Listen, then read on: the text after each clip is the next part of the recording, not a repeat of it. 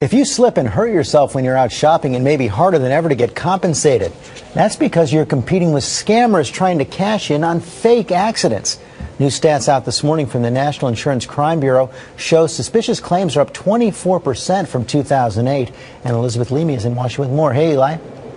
Hey, George, of course there are some legitimate accidents, but this story is about scammers who slip and sue. And that's why more and more stores are installing sneaky little cameras like this so that it's all caught on tape.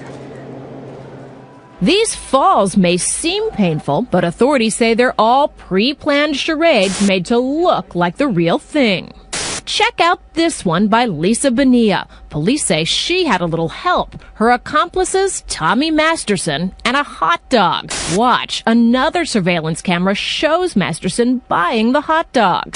Switch back, and soon you can see Masterson placing the wiener on the floor and quickly checking for other shoppers. Then Bonilla comes along and conveniently slips and falls. Both were convicted of insurance fraud. Some people fake slip and falls for a living.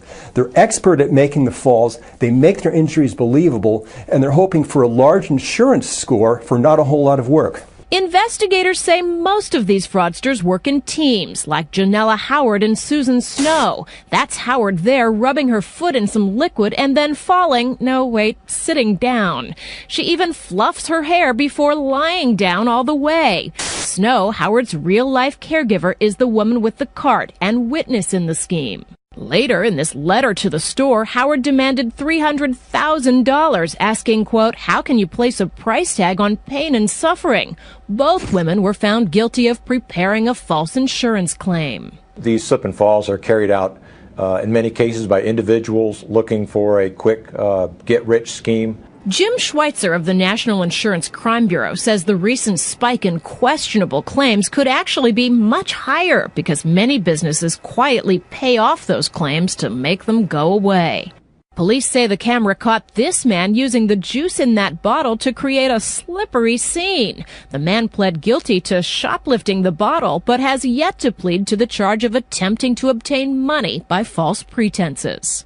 I think the camera serves as a deterrent. I think in many cases the camera produces evidence. The cameras do help, but we still found case after case caught on tape. And when the cases like you saw are caught on cameras like this one, they still have the effect of driving prices up for all of us. And in addition to individuals and the two-person teams like you saw, authorities say crime rings are now getting into the act and targeting specific chains. George? Yes, this is actually a big business. Okay, Eli, thanks very much.